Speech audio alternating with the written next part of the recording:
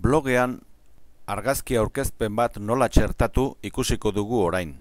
Picassak berak badu aukeraren bat, baina hark ere pelikulak egiteko garaian, diapositiba aurkezpenekin pelikulak egiteko garaian, Movie Maker edo antzeko programaren bat erabiltzen du. Eta guk, errazago delakoan, zuzenean, Movie Maker bera erabiliko dugu. Movie Maker Windows etxearen programa bada, eta hark doan banatzen du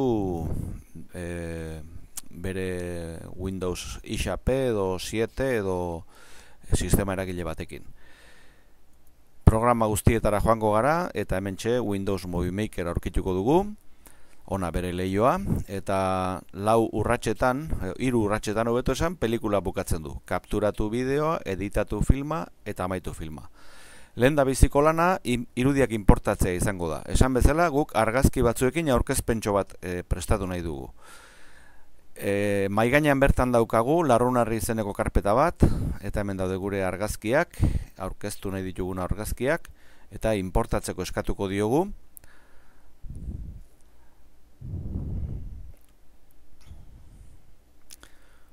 Inportazioa bukatzen duenean, leiho honetan agertuko zaizkigu argazki guztiak.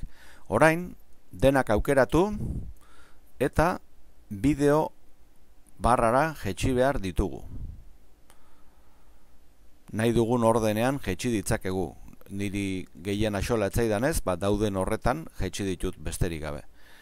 Nahi izan ez gero, badugu aukera aurkezpen honi musikatxoa jartzeko ere. Horretarako audioa inportatu beharko dugu. Eta esate baterako hementxe eskura daukagun eskuetan kanta erabil dezakegu.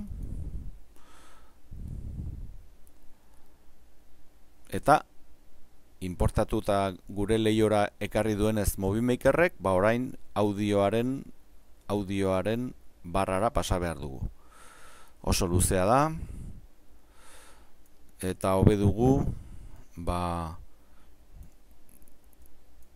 moztea argazkien neurrira, ezta? Eta orain, beste aukera bat ere badoka. Kanta hau hasi ondo hasiko da, baina bukatu ez, zakar bukatuko da, hemen papatean moztu dugulako, eta orduan eskuineko botoiarekin ematen badiogu, pixkanaka desagertu izeneko aukera bat badauka, eta orain amaiera gozatu egingo du. Nahi izan ez gero, badaukagu haseran egin tituluak edo kredituak kekin.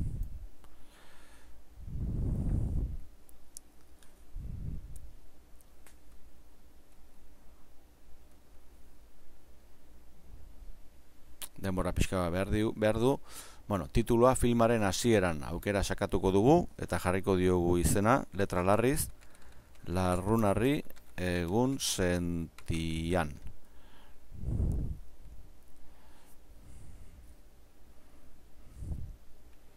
Eskuineko lehioan ikusten dugu, eta ez da oso dotore geratzen, egun sentian.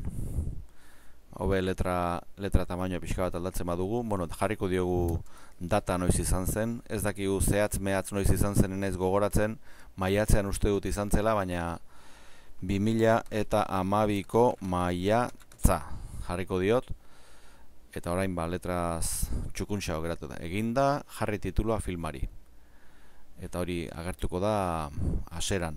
Eta orain nahi baldin badut, haserako hori musika ez dauka zertan, nahi dudan bezala, nahi baldin badu musika haserati jar dezaket, eta orduan pixka bat luzatu beharko dut kanta, badakigu lehen moztu dudanez, orain aukera ematen dit nahi dudan bezala jokatzeko arekin, eta amaieran ere badaukat aukera kredituak jartzeko, berriro egin tituluak edo kredituak filmaren amaieran, eta jarriko diot izena, esate bateako Maizpide Euskal Tegia.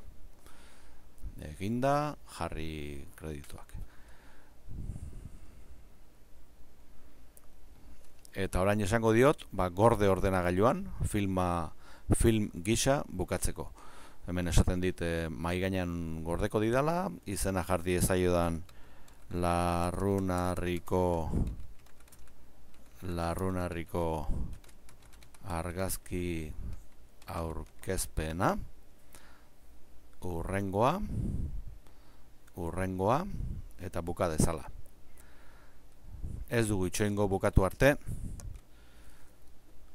luze joko liguke eta.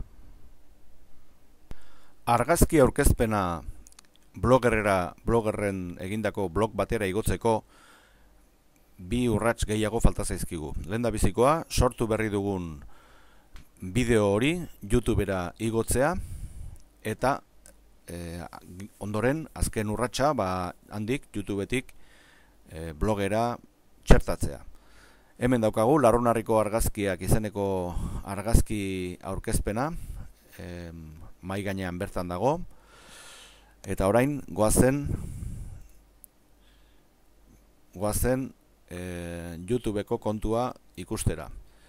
Hemen YouTubeko kontuan, neure kontuan sartuta nagoela ikusten da, nire izena ageri da, logeatuta nago, eta hor bideo bat igo nahi badut, kargatu esan besterik ez daukat. Hemen irekiko zait gezi honen barrenean hautatu fitxategia zure ordenagailutik, hor sakatu, eta mahai gainean bideoa non dagoen aukeratu behar dut.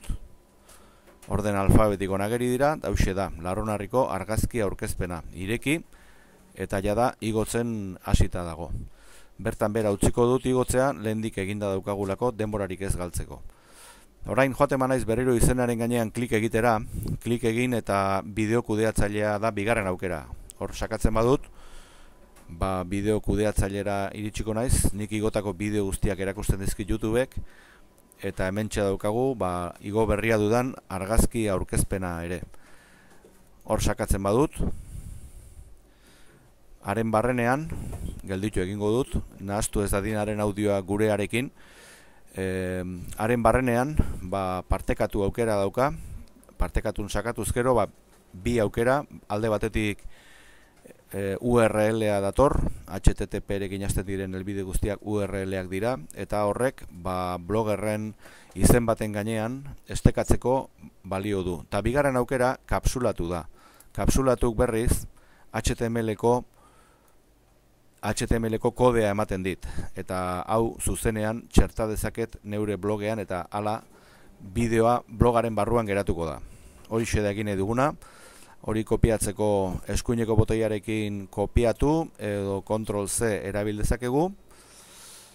Eta orain geure blogera joan behar dugu, genkasa du izena, geure blogak. Sortuko dut sarrera berri bat, izena jarriko diot argazki aurkezpena blogerren 2. Idatziko dut zer, honela igotzen da bideo bat blogera, eta orain HTML kodera joango naiz, eta HTML-en kopiatu berri dudan kodea itxasiko dut. Esango diot argitaratzeko, eta ikustera joaten banaiz, emaitza ikustera joaten banaiz blogera, jada txertatuta agertuko da gure bideoa, argazki aurkezpenarekin egin dugun bideotxoa. Besterik ez, agur.